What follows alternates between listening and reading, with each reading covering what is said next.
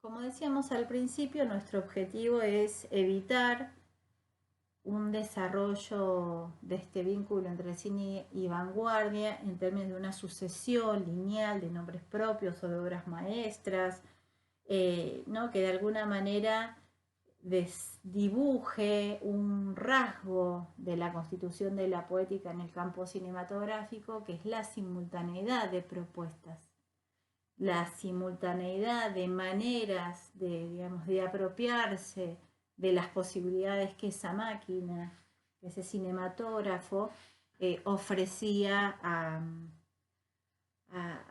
por un lado, ¿no? Como veíamos, ofrecía en términos de una búsqueda y de un deseo de tipo científico o de un deseo vinculado al juego y al entretenimiento, o un deseo y una búsqueda vinculada al campo del arte.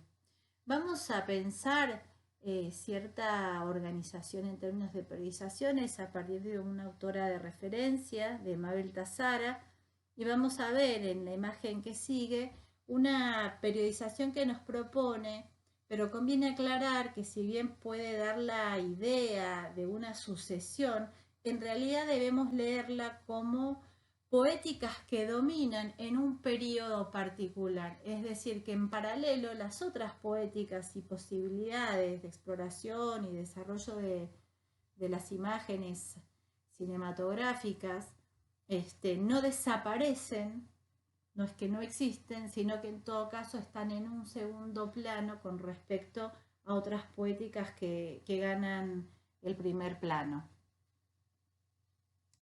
Y conviene señalar que el primer momento del cinematógrafo es un primer momento que se conoce como un periodo silente, donde no está la posibilidad tecnológica del registro sonoro sincrónico.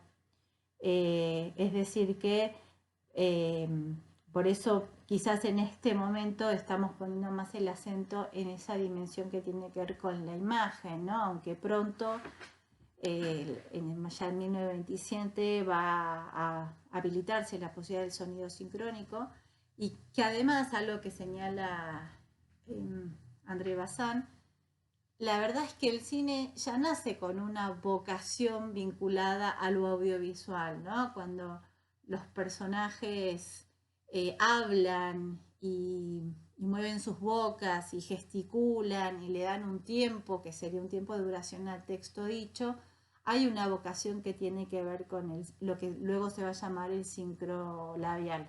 Pero me parece importante hacer esta aclaración porque, digamos, es un aspecto del lenguaje audiovisual que se va a ir explorando y que una exploración fuerte la va a tener la vanguardia, ¿no? ¿A qué me refiero? Por un lado, la dimensión que tiene que ver con la imagen y por otro lado, la dimensión que va a estar asociada al sonido. Teniendo en cuenta entonces esta acotación de poder pensar a partir del modelo de periodización de Mabel Tazara unas periodizaciones no lineales, pero sí reconociendo periodos en los que domina determinada poética, es decir, determinada manera de configurar los films, podemos reconocer entre 1895 y 1930 tres grandes poéticas, ¿sí? En particular, la poética que conectamos con la vanguardia es la que se sitúa como dominante entre 1920 y 1930. Es decir, que muy tempranamente aparece, insisto, como dominante el vínculo con la vanguardia. Y digo esto porque previamente ya había exploraciones vinculadas al encuentro del cinematógrafo con artistas del campo de otros lenguajes y ligados a la vanguardia.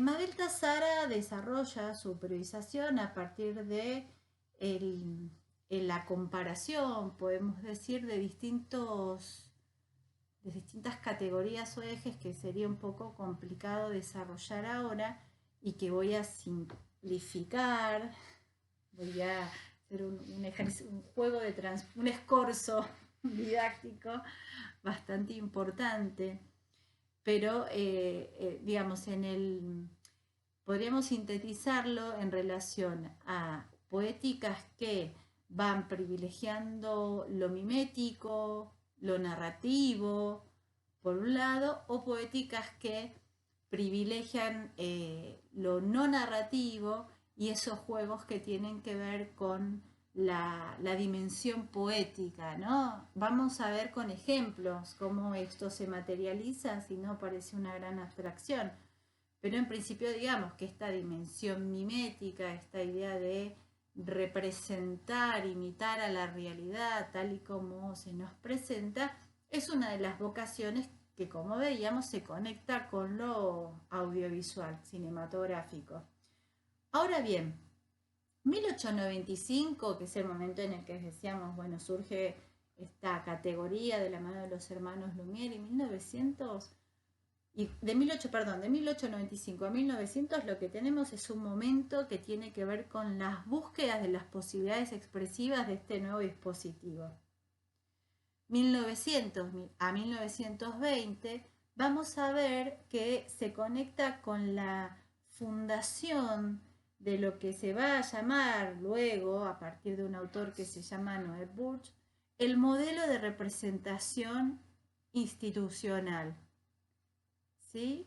Es decir, un modelo de configuración de los films que va a tener una característica muy notable y muy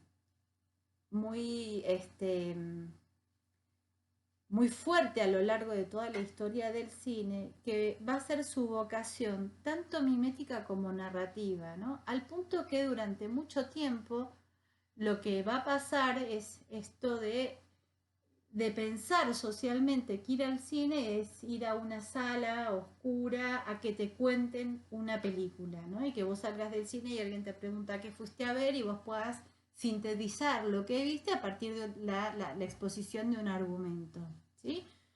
Estoy siendo enormemente simplificadora, pero bueno, esta idea del MRI, modelo de representación institucional, se conecta con esa exigencia y esa vocación del cine como una maravillosa máquina de contar historias.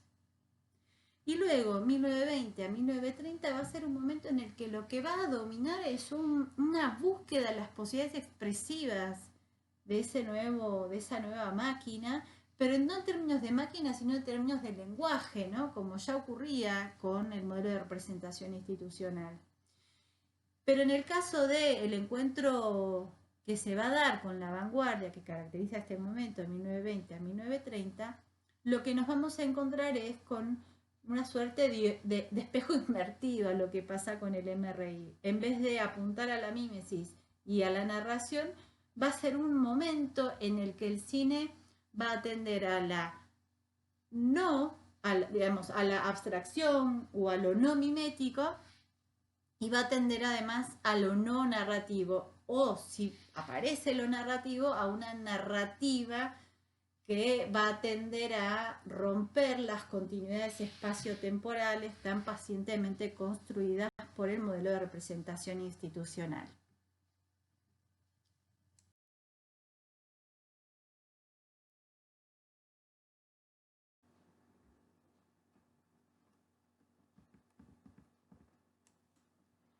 Para poder pensar lo que es esto del MRI, el modelo de representación institucional, vamos a hacer un salto en el tiempo, nos vamos a ver las vistas Lumière, ustedes igual tienen el link para poder acceder.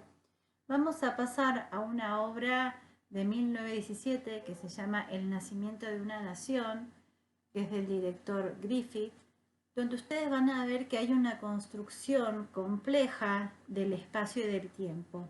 Fíjense que a diferencia de lo que pasa con las tomas de los hermanos Lumière, hay distintos tamaños de plano. Esos distintos tamaños de plano que involucran, implican la posibilidad de haber pensado en el corte, ¿sí? En el corte en términos de duración, pero también en el corte en términos de la posibilidad de cambiar la distancia, la proximidad o la distancia con respecto al asunto que se está registrando. Lo que ocurre con el MRI es que ese cambio de plano, tanto en términos de duración de un plano como de distancia, va a estar dado por necesidades de tipo dramático.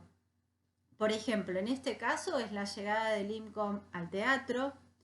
Hay una presentación de un plano general, que es un plano de situación que orienta al espectador en relación a un espacio amplio que es el del teatro.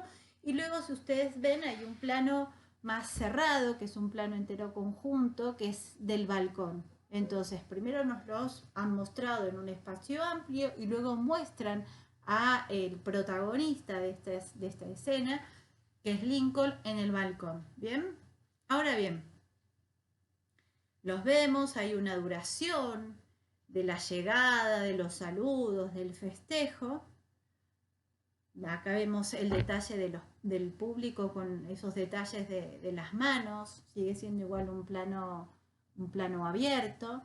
Vemos el escenario que construye otra unidad espacial dentro de esa gran unidad que es el teatro. Y acá aparece otro espacio, que es el espacio que ocupa el guardaespaldas, ¿no? Aparece el intertítulo, que esto es algo muy importante también, y el intertítulo va teniendo una función de tipo narrativa, de anclaje en relación a explicaciones que necesitamos saber para poder comprender la historia, ¿no? Entonces vemos que el guardaespaldas abandona su lugar para sentarse en el balcón. ¿Esto qué implica? Este conocimiento es necesario para el espectador en términos dramáticos. ¿Por qué? Porque es el comienzo de la posibilidad del riesgo de, digamos, de un debilitamiento de la guardia, de la protección del presidente. Y fíjense qué es lo que pasa en ese plano que veíamos, que claramente era el asesino.